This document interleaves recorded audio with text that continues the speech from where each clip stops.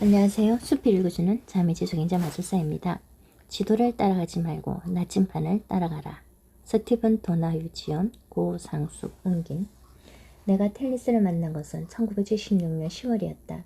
시즌의 마지막 데스양 횡단 항해를 하는 알렉산데르 푸시킨호라는 소련 여객선을 타기 위해 토레도에서 몬트리올까지 공짜로 차를 얻어 탔을 때였다. 나는 20살, 텔리스는 26살이었다. 우리의 우정은 세 번째 날 밤 배 안에 카베라에서 싹텄다. 우리 둘은 마이크를 들고 비틀즈의 노래 그녀가 거기 서 있는 것을 보았네를 우리식으로 열창하고 있었다. 그 배의 러시아 밴드가 연주할 수 있는 유일한 로클롤이 바로 그 노래였다. 하지만 그 밴드의 가수들은 이 노래의 가사를 몰랐다. 우리는 야밤에 존 레논과 폴 맥카트니가 되어 그 노래를 부르며 밴드 레포토리에서 주종을 이루는 슬픈 슬라브 민요에서 벗어나 기분 전환을 할 수 있었다. 승객들은 처음 잠깐 동안에는 우리 노래에 귀를 기울여서 곧 흥미를 잃었다. 유럽에 도착한 후 우리는 파리의 바스티웨에서 맷불로 떨어진 곳에 아파트를 얻었다. 우리는 그 난방도 되지 않은 초라한 방을 또 다른 캐나다인과 같이 썼다.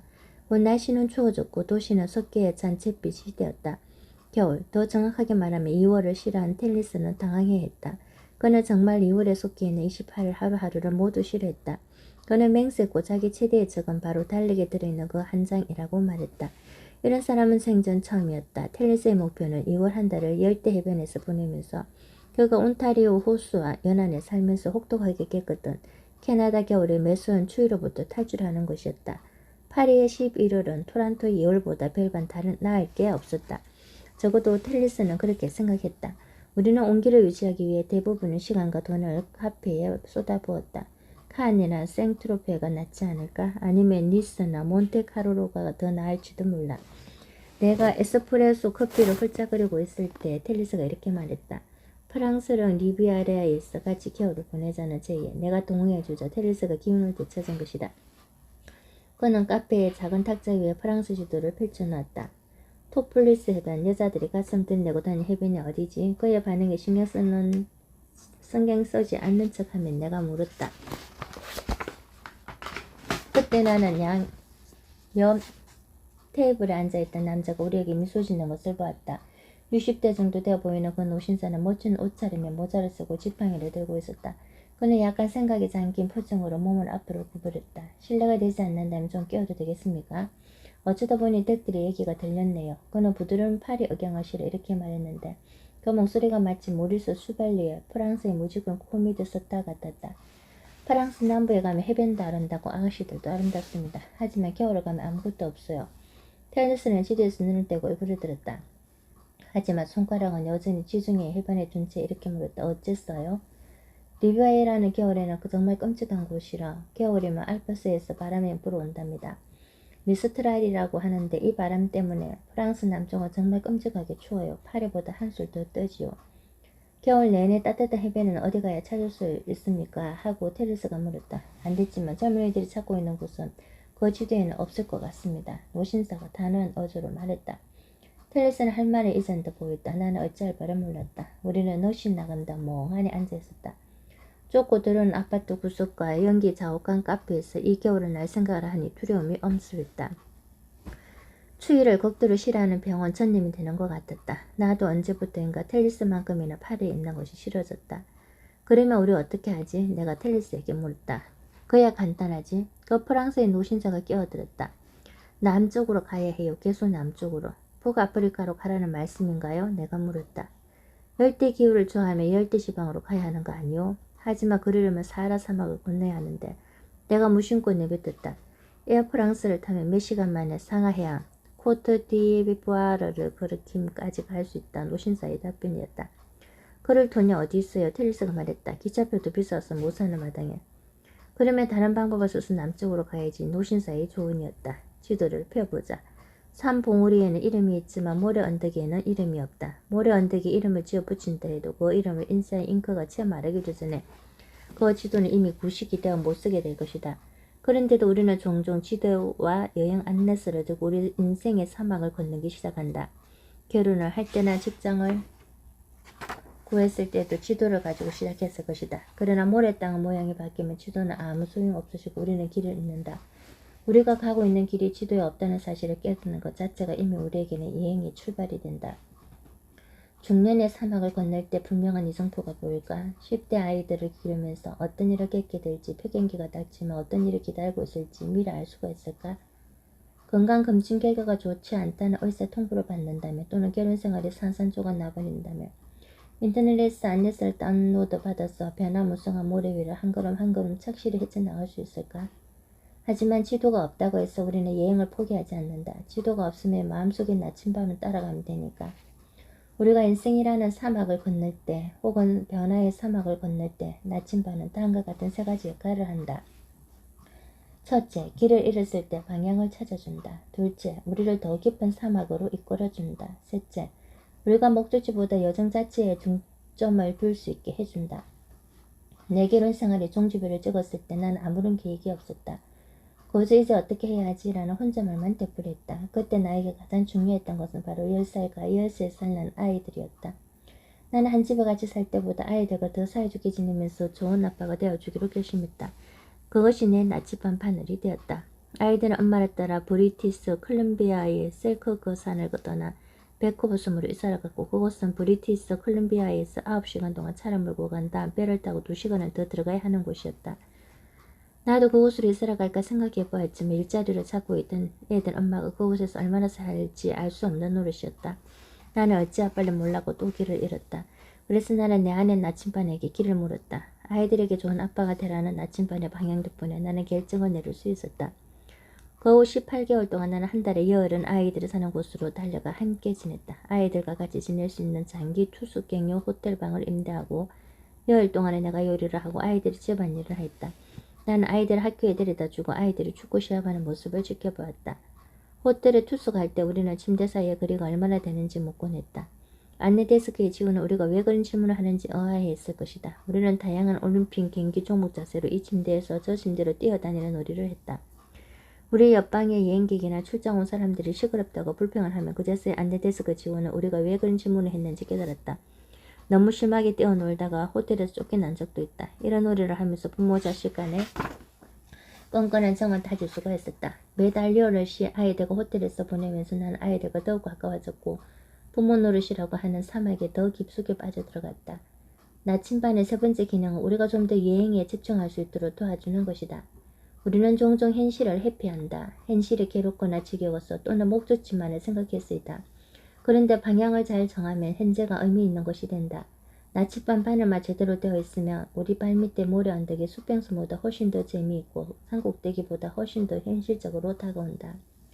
아이들과 해변의 호텔에서 한 달의 여일을 함께 보내면서 나는 부모가 되는 것이 무엇인지를 마음껏 느끼고 거기에 험불치 할 수 있었다. 중요한 것은 우리가 매일 함께 있었고 나는 아버지이며 우리는 가족이라는 것이었다. 지도보다는 나침반을 따라가는 것이 훨씬 의미 있는 일이다. 하지만 올바른 방향을 찾는 것은 쉬운 일이 아니다. 나침반 방향 측정이란 나에게 진정으로 중요한 문제에 대한 개인적인 사명, 선언문과 같다. 그것은 단순히 목표나 목적지가 아니라 살아가는 방법 또는 존재하는 방법을 담고 있어야 한다. 우리가 인생의 사막을 건너서 따라가는 방향은 깊은 의미가 있고 명료해야 한다. 산을 타는 자세로 살아가는 사람에게 가장 중요한 것은 정상에 다다르기 직전 마지막 날 또는 그 마지막 시간이다. 목표 달성에만 매달려 인생을 살아간다면 도착하는 것만이 중요한 것이 되어버린다. 우리 안에 있는 나침반은 우리가 여행을 하는 매 순간 가장 중요한 것을 놓치지 않도록 이끌어준다. 반항적인 10대를 기르다 보면 아이가 집을 떠나서 독립할 때 또는 더 이상 다른 사람을 괴롭히지 않게 될 때를 종착역으로 삼기 쉽다. 그러나 목적지를 목표로 삼게 되면 진짜 중요한 것을 놓치는 어리석은 짓을 범하기 쉽다. 매일 아이들과 부대끼는 것이 너무 짜증나거나 힘들어서 아예 거리를 두며 평생 자녀와 좋은 친구로 지낼 수 있을 기회를 놓치고 마는 것이다. 우리가 가야 하는 방향은 그저 재미있는 시간을 보내는 것과 같이 단순한 것일 수도 있다. 어린 아이였을 때 나침반 바늘은 대개 깨어있는 시간을 가리켰을 것이다. 이 시간은 의식적으로 선택된 것이 아니라 그냥 적절하고 당연한 방향으로 떠오르는 것 같았다. 바로 지금 여러분이 따라야 할 방향이 바로 이쪽이 아닐까? 이러한 방향 지침에는 하라라는 단어가 들어가는 경우가 많다. 스스로에게 진실해라.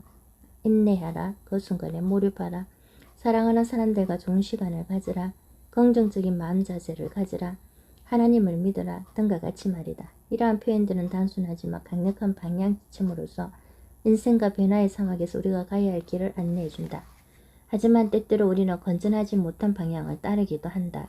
우리는 희생양이 될 수도 있고 칼날을 세우고 다닐 수도 있으며 남에게 시비를 걸 수도 있다. 다 지나고 나서 뒤돌아보면 우리가 때로는 바르지 못한 방향을 따라갔을 때도 있었음을 깨닫는다. 목적지는 저 멀리 흘러버려라. 내면의 나침반을 분명하게 볼 수 있도록 도와주는 기법이 있다. 그 첫째가 목적지에서 해방되는 것이다. 텔리스와 나는 프랑스령 리비에라의 지중해의 짙푸른 바다 거리에 늘어선 카페 파도를 타며 우리에게 손짓하는 브리지트 바르도 등 마음속에 분명한 그림이 있었다. 처음에 우리에게는 목적지가 있었고 그곳은 지도에 있었다. 하지만 어느 순간 갑자기 모든 것이 진공 상태로 변해버렸다. 아무런 목표도 목적지도 지도도 길도 보이지 않았다. 구체적인 목적지가 사라지자 우리는 나침반이 남쪽을 가리키고 있음을 알았다. 목표는 방향 감각의 값싼 대체물이 될 수 있다. 인생이나 변화의 사막을 건너는 데 길잡이가 되어줄 심오하고 의미 있는 방향을 찾는 것보다 목표를 세우는 것이 훨씬 쉽다. 우리는 목표만 달성하면 행복해질 수 있을 것이라는 잘못된 생각에 빠져서 살아왔다. 에베레스트 산을 오르는 산악인들이 정상에서 보내는 시간은 기껏해야 5분이나 10분 정도이다. 정상에 도달한 사람들은 너무나 피곤하고 지쳐서 그 순간을 만끽하지 못하며 또 괜히 꿈을 그리다가는 목숨을 잃을 수도 있다. 정상에 오르자마자 또 다른 목표가 생긴다. 날씨가 사나워져 눈보라에 휩싸이기 전에 가장 가까운 캠프까지 내려가야 하는 것이다. 중년의 사막에 있는 사람에게는 멋진 오토바이를 산다거나 자기 나이에 반박이 되지 않은 젊은 여자를 사귄다거나 하는 것이 상실감이나 외로움을 취해줄 수 있는 일시적인 위안이 될 수 있을지도 모른다. 하지만 그 신선한 생동감은 일시적으로 스쳐 지나가고 등반할 또 다른 산이 필요해질 것이다. 살다 보면 목표가 없어지서는 안 되는 그런 때도 있다. 만약 암에 걸렸다는 진단을 받았다면 암과의 전쟁에서 싸워 이기는 것이 목표가 될 것이다. 주체의가 이 목표를 달성하기 위한 계획표까지 세워줄 수도 있다. 이 경우에는 건강을 회복하는 것이 바로 목표 목적지가 되며 그리고 그것을 달성할 때까지 길잡이가 되어줄 지도도 확보하게 된다. 그리고 모든 수단을 동원해서 목적을 향해 최선을 다한다. 그러나 이러한 목표 달성 자체가 불가능해지면 이제는 암에 걸린 상태에서 어떻게 살아갈 것인가 하는 문제가 최대 과제로 떠오른다. 그때 바로 내 안에 나침반이 남아있는 시간 동안 더 큰 의미를 찾을 수 있도록 길잡이 역할을 해준다. 인생의 사막에서도 목표는 존재한다. 사막에도 산이 있는 것처럼 말이다. 하지만 산은 우리가 올바른 방향을 향해 나아가고 있음을 보여주는 이정표니 길잡이가 되어줘야 한다. 중요한 것은 방향 감각이다. 먼저 자신을 안내해줄 내부의 나침반부터 찾아야 한다. 그렇게 하려면 나아가야 할 방향이 분명하게 보일 때까지는 목표나 독착지는 염두에 두지 않아야 할 것이다. 텔리스와 나는 남쪽으로 갈 방법을 찾을 수 없었다. 기차표를 살 돈도 없었고 프랑스에서 남의 차를 공짜로 얻어 타는 것은 긴 다리와 짧은 치마 없이는 거의 불가능한 일이었다. 그러다가 우리는 대학 캠퍼스 게시판에서 프랑스인 2명이 붙여놓은 쪽지를 보게 되었다. 한 사람은 20대 후반의 엔지니어링 장님, 그리고 다른 한 사람은 드라이 클리닝 사업을 하다가 이제 그의 손을 놓은다시피 한 50대 남자 앙드레였다. 이 두 사람은 각기 차가 있었는데 서부 아프리카까지 가는 자동차 여행의 비용을 분담하고 동성한 사람을 구하고 있었다. 장닉을 처음 봤을 때 까만 피부, 검은색 머리카락, 검은 눈동자를 보고 나는 그가 스페인 사람 아니면 북아프리카 사람일 것이라고 생각했다. 그러나 알고 보니 그는 알제리에서 태어났고 그의 부모는 검은발 프랑스인이었다. 이 검은발이라는 용어는 1950년대와 1960년대에 일어난 잔인한 알제리 독립전쟁 기간 동안에 알제리에서 도망쳐 나와 프랑스 시민권을 획득한 사람들을 지칭하는 말이다. 대개 프랑스 남부에 정착한 이들은 조상의 땅에 정착한 이민자 신세가 되어버렸다. 이들 가족 다수는 알제리에서 수백 년을 살아왔었다. 알제리와 사막에 대한 장닉의 애정은 겨울에 대한 텔레스의 해무만큼이나 빼앗아 멈출 수 없고 전염성이 강했다. 장닉이 사하라 사막의 고요와 그 광대한 모래바다를 묘사할 때면 나는 아라비아의 로렌스의 낭만적인 이미지를 연상하지 않을 수 없었다. 장닉은 사하라 사막 중앙에 위치한 아하가르 사막의 어스어스한 달빛 정경과 아직도 사하라 사막에서 살고 있는 수수께끼 같던 투아레그르족에 대해 이야기했다. 그는 사막의 공원지대에 아직까지도 완벽한 상태로 보존되어 내려오는 15,000점의 암벽화에 대해서도 이야기해 주었는데 그 그림들은 8,000년 전부터 전해져 오는 것으로 사하라 사막의 푸릇푸릇한 사바나 초원이었던 때를 그리고 있다고 했다. 이제 더 이상 사하라 사막은 해변으로 가는 길에 가로질러야 하는 항무지가 아니었다. 나는 사막에 점점 더 빠져들기 시작했다. 장력의 말에 따르면 남쪽으로 가면 갈수록 여행은 더욱더 신비스럽고 경탄을 자아낼 것이라 했다. 여행 자체가 목적지보다 더 흥미로워지는 것은 좋은 징후이다. 그것은 또한 사하라 사막에서의 생존 문제이기도 하다. 길도 없는 막막한 사막에서 운전을 하다 보면 차 앞에 전방 4-5m 밖에 안 보이는 경우도 있다. 숨어있던 바위가 자축을 받을 수도 있고 바로 그 위에 다다르는 순간까지 위험할 정도로 부드러운 모래를 감지할 수 없다. 하지만 아래를 내려다보면 사막 그 자체가 모래의 색깔과 조지 단단한 정도가 변하고 있음을 알아챌 수 있다. 산을 오르는 사람들은 위쪽을 바라보는 시간이 많다. 우리의 경우에는 해변이 목적지이기 때문에 위를 쳐다보거나 저 멀리 앞을 응시하게 된다. 눈을 가늘게 뜨고 어른거리는 사막의 지평선을 계속 바라보다 보면 사하라 사막은 어디론가 사라져버리고 만다. 산의 정상에 너무 중점을 두다 보면 산 자체를 놓칠 수도 있다. 인생의 사막에서도 놓칠 수 있는 부분들이 많다. 여행 그 자체처럼. 이 글을 쓰고 있는 지금 내 친구 알론조의 아버지가 암으로 죽어가고 있다. 암은 느닷없이 찾아왔고 진전도 빨랐다. 매주 금요일 저녁 가족이 모여서 식사를 같이 할 때마다 모두들 이렇게 같이 있을 수 있는 순간이 얼마나 고마운지 모른다고 한다. 말기 암은 정말 가혹한 병이지만 우리에게 순간순간을 충실하게 살아가라고 가르쳐주는 훌륭한 선생님이기도 하다. 그 덕분에 우리는 바로 발밑에 깔려있는 모래를 볼 수 있는 것이다. 하지만 바로 지금을 충실하게 사는 것이 얼마나 중요한지를 깨닫기 위해 누군가 죽는 그런 일이 닥칠 때까지 기다릴 필요는 없다. 눈높이 낮추기. 내 안의 나침반을 찾아내는 두 번째 방법은 눈높이를 낮추는 것이다. 일단 목적지를 접어두고 나면 바로 눈앞에 있는 그 순간에 집중할 수 있다. 나침반 반을 우리가 여행 자체에 집중할 수 있도록 도와준다. 그리고 여행에 집중하면 우리 안의 나침반도 더 쉽게 찾을 수 있다. 예를 들어 현재 경제적으로 심각한 어려움을 겪고 있다면 일단 채무 상태에서 벗어나는 것이 1차적인 목표가 될 것이다. 하지만 그 목표를 달성할 때까지는 몇 년의 세월이 걸릴 것이고 그 와중에 많은 여행을 놓치게 될지도 모른다. 일단 목적지를 접어두고 나면 매일 수입의 범위 내에서 적당히 지출하고 버는 것 이상 쓰지 않으려고 노력하게 된다. 사실 바로 그것이 나침반 바늘이 될 수 있다. 또는 눈높이를 낮추어 수준에 맞는 생활을 하며 인생을 사는 데 있어서 돈이 아닌 다른 종류의 풍요로움을 맛볼 수 있는 새롭고 더 심오한 나침반을 발견하게 된다. 그러한 나침반 바늘을 따르면 어떻게 될까? 비금전적인 풍요함을 맛보며 가장 중요한 관계를 가꾸고 자기 주변을 둘러싼 세상의 아름다움을 보며 창의성을 충분히 발휘할 수 있게 된다. 이러한 나침반 바늘이 있으면 아직 빚을 다 갚지 못한 상황일지라도 백만장자보다 훨씬 더 풍요로운 삶을 누릴 수 있을 것이다. 목표를 갖는 것 자체가 잘못된 것은 아니다. 문제는 산 꼭대기 이외의 다른 것이 눈에 들어오지 않는다는 것이다. 심각한 위기사항이면 빚을 청산하는 것이 정말 중요할 것이다. 그러나 최종 결과를 생각하지 않으면 새로운 뭔가가 등장한다. 그러나 여기에서 조심하지 않으면 그것조차 또 다른 목표 또는 또 다른 계획이 되고 만다. 따라서 우리는 바로 눈앞에 있는 것 외에는 아무것도 중요하지 않은 지금 현재의 모든 주의를 집중하여야 한다. 이것은 대부분의 사람들이 살아가는 방법에 있어서 엄청난 변화를 의미하며 우리를 인도해줄 의미 있는 나침반 바늘이 되어줄 수 있다.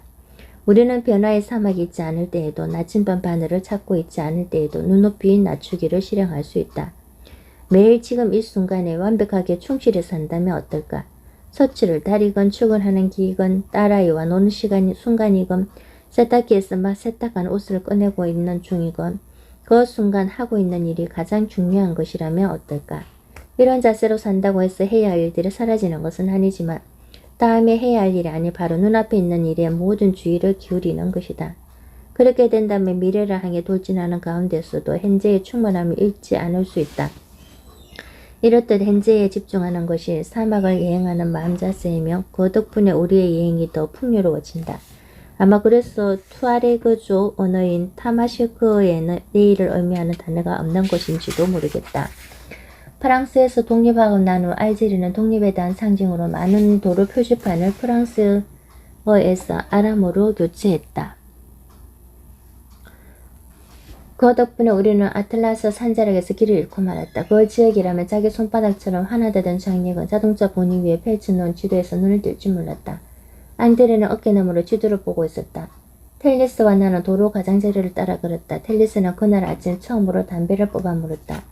앙드레는 그의 소형 시트로엥 트럭 안에서 담배를 피우지 못하게 했고 장류도 담배를 피우지 않았다. 나는 문 4개짜리 파란색 푸조 세단에서 장님과 10시간을 함께 보내고 있어서 물었다. 담배 냄새가 나지 않아 좋았다. 프랑스에서 그렇게 인기가 좋은 달콤한 흑담배를 연신 피워대지 않는 프랑스인들은 아마 그 두 사람밖에 없을 것이다. 우리와 달리 그 두 사람은 목적지가 불명했다. 장님은 나이지리아라고 하는 길이 없는데 나이지리아 유순에서 일자리를 잡아 떼돈을 버는 것이 목표였다. 그곳에서는 세금을 내지 않아도 된다고 했다. 안드레는 꿈을 이루기 위해 노르망디에서 하고 있던 드라이클리닝 사업을 접었다. 지난 몇 년 동안 앙드레의 꿈은 지구의 언유적인 끝부분인 통북투를 방문하는 곳이었다. 나는 그곳이 실제로 존재한다는 사실에 놀랐다.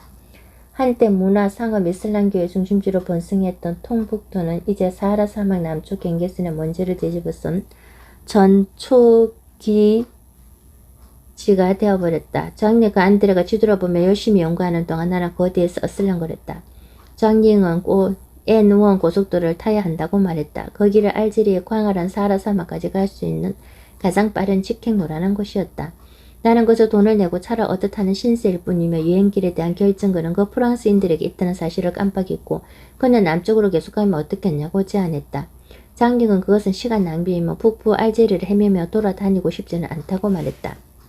효율성을 중요시하는 사회에서는 방향에 불명예스러운 꼬리표가 붙는다. 하지만 이것은 우리가 산의 가치관을 베나의 사막에 적용하기 때문이다. 브리티스 콜롬비아의 빙하로 덮인 장엄한 산을 오를 때는 정상에 이르는 가장 안전한 직선 코스를 찾기 마련이다.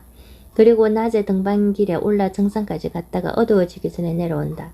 산을 오르면서 가장 하고 싶지 않은 일이 아마 헤매는 일일 것이다.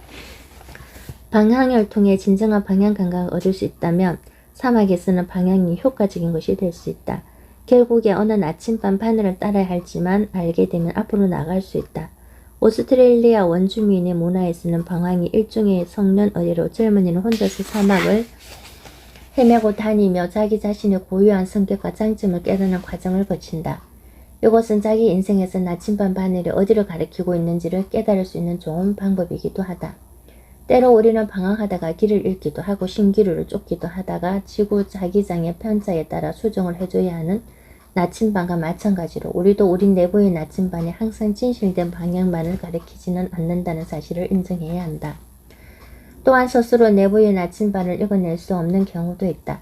부모나 상사, 배우자 그리고 사회가 우리에게 일러주는 방향을 따라가다가 내 안에서 들려오는 희미한 방향의 소리를 듣기 위해서 많은 노력을 기울여야 한다.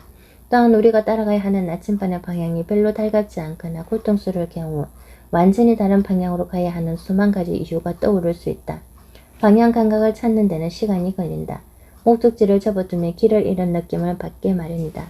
애매모호한 것을 잘 참지 못하는 인간의 본성 때문에 우리는 새로운 목적지를 찾아 나설지도 모른다.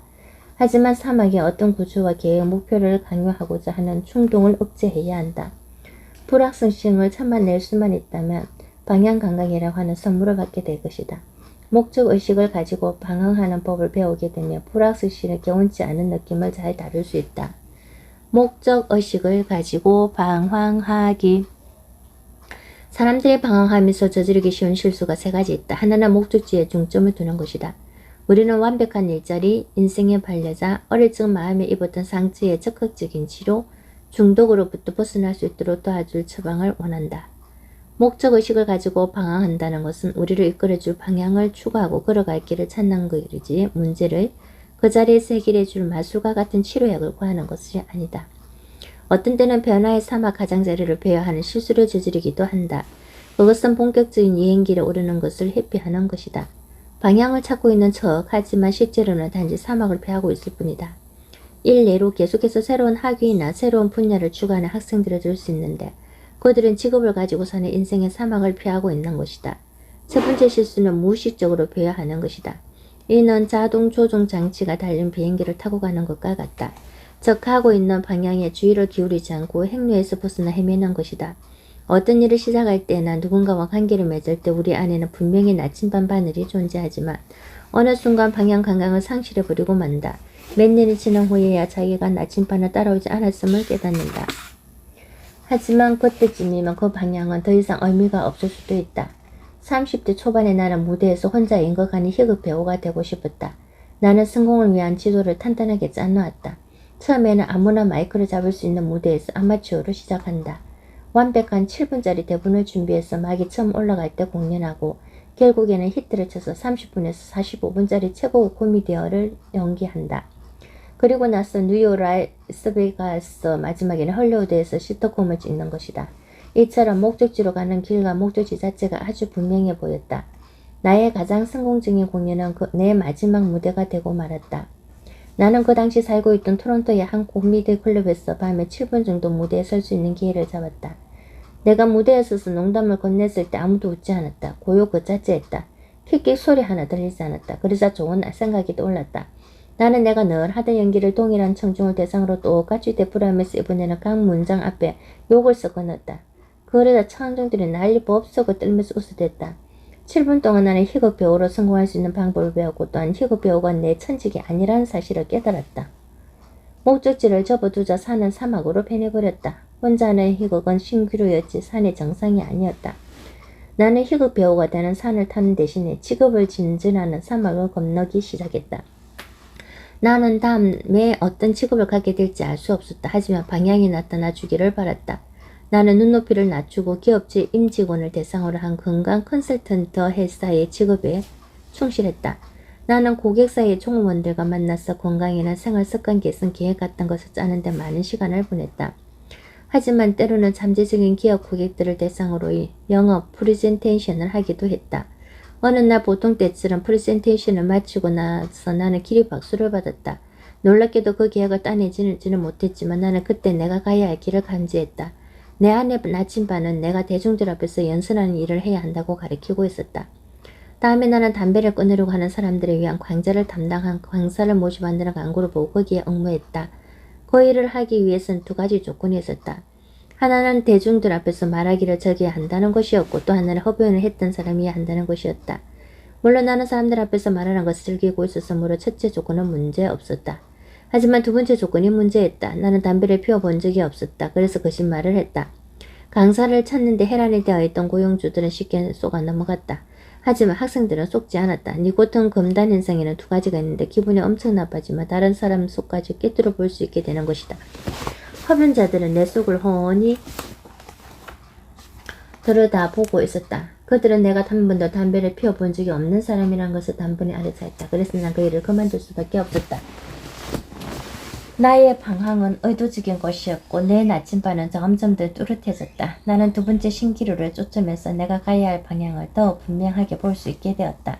나는 대중 앞에 서는 것을 좋아했지만 그 대중은 술에 취하거나 니코틴 금단 현상으로 짜증을 잘 내는 그런 천중은 아니어야 했다.